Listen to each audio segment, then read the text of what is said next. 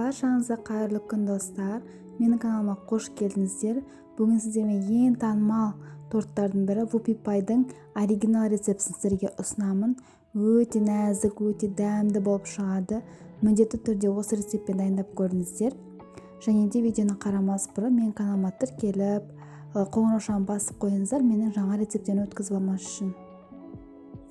Ең алдымен біз сары май мен шоколадымызды водяной баняда ертіп алатын боламыз. Мен осындай Қазақстан деген шоколадты қолданамын. Осы шоколадпен өте дәмді болып шығады.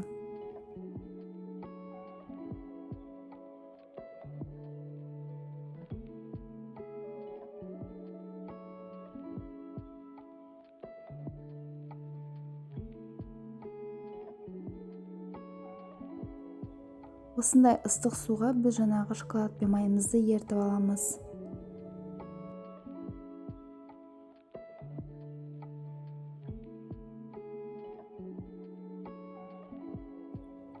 Енді біз жұмыртқамызды алып, үстіне қант қосамыз, және де миксермен көпіргенше жақсылап тұрып шайқап аламыз.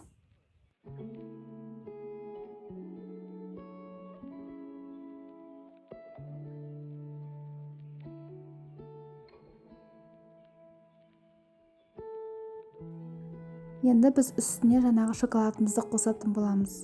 Сіздер шоколадты міндетті түрде кішкене суытып алыңыздар.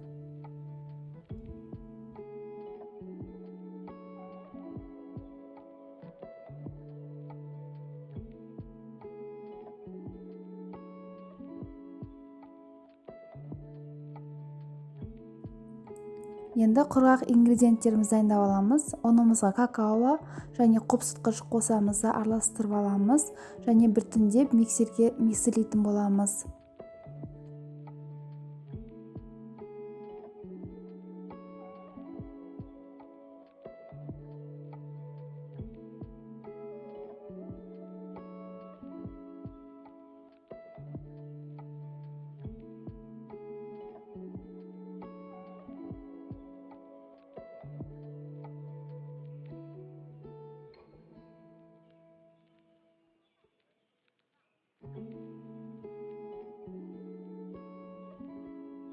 Міне біздің қамырымыз дайын болды.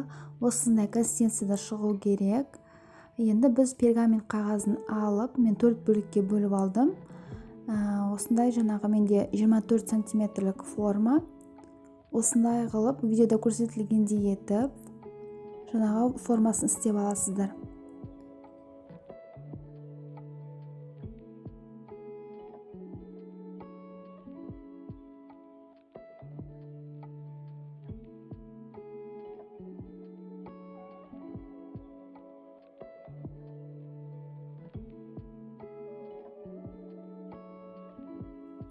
Осындай ойық жағына біз жаңағы қамырымызды салатын боламыз.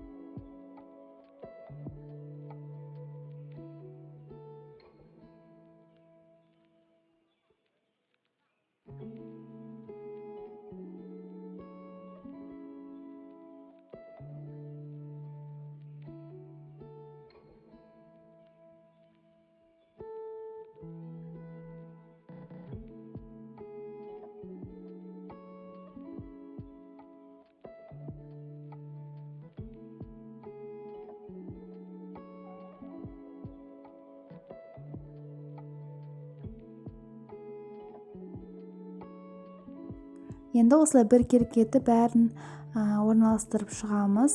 Менде шамамен 5-6 қасықтай кетті. Енді осы корждарымызды 190 градуста 5-7 минуттай пісіріп аламыз.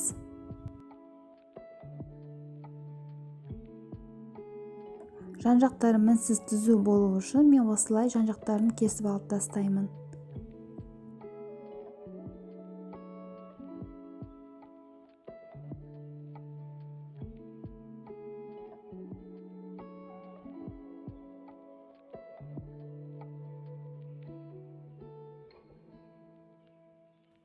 Енді кремімізді дайындаймыз. 33% сливкиді құрғақ миксер шайқайтын ыдысқа құямыз. Оны үстіне сахарная пудра қосамыз, яғни қант ұнтағын, және де творожный сыр қосамыз. Егер қалауларыңыз бойынша маскарпоне де қосуға болады. Бірақ мен қосқан жоқпын. Осылай 3 ингредиенттен крем жасап шығамын. Және қою болғанша миксермен жақсылап тұрып шайқап алатын боламын. Сіздерде міндетті түрде бұндай миксер болу қажет емес. Сіздерде қандай миксер бар, сондай миксермен шайқай бересіздер.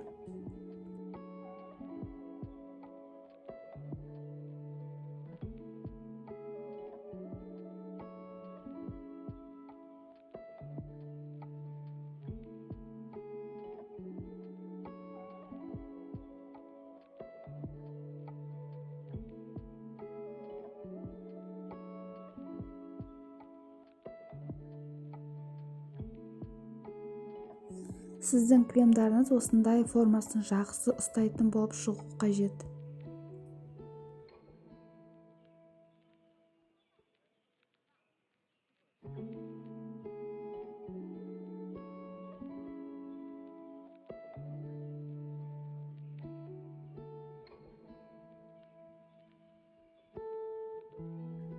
Енді осы кремді ыңғайлы болу үшін кондитерский мешокқа салып аламын.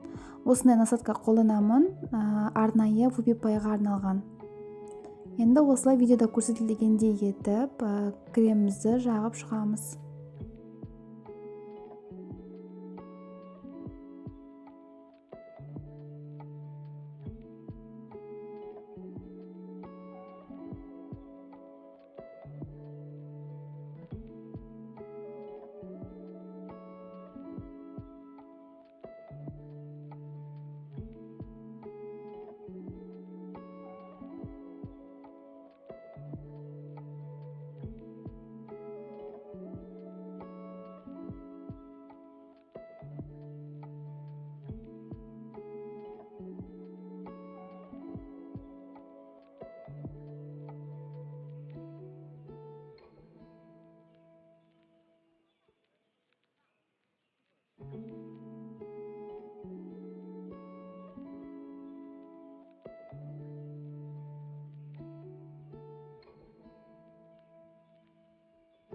Тортымызды жинап болған соң үстіне шоколадный ганажды құятын боламыз. Шоколадный ганажды міндетті түрде суытып алыңыздар.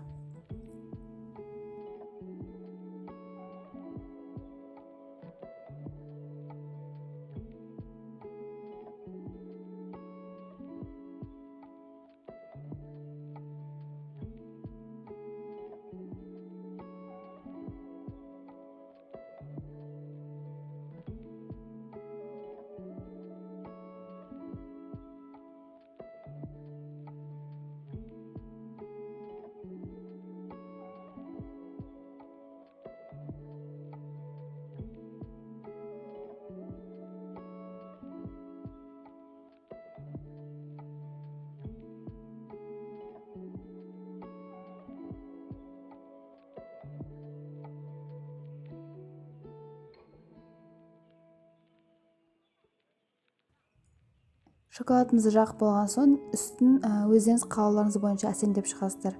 Мен осыны жидектермен әсемдеп шығатын боламын.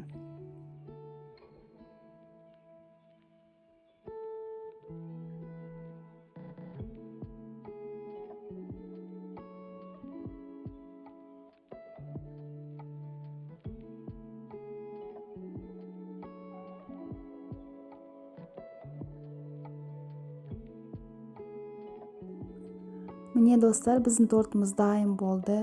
Өте әдемі, өте керемет болып шығады. Осы рецептпен міндетті түрде дайындап көрдіңіздер. Сіздерге ұнайды деген ойдамын. Егер рецепт ұнаған болса, менің каналыма тіркеліп, лайк басып, комментарий қалдырып кетіңіздер. Торт шын мәнінде өте нәзік, керемет болып шығады. Оригинал рецепттен еш кем емес. Сіздермен болған Айгерім. Назарларыңызға көп рахмет.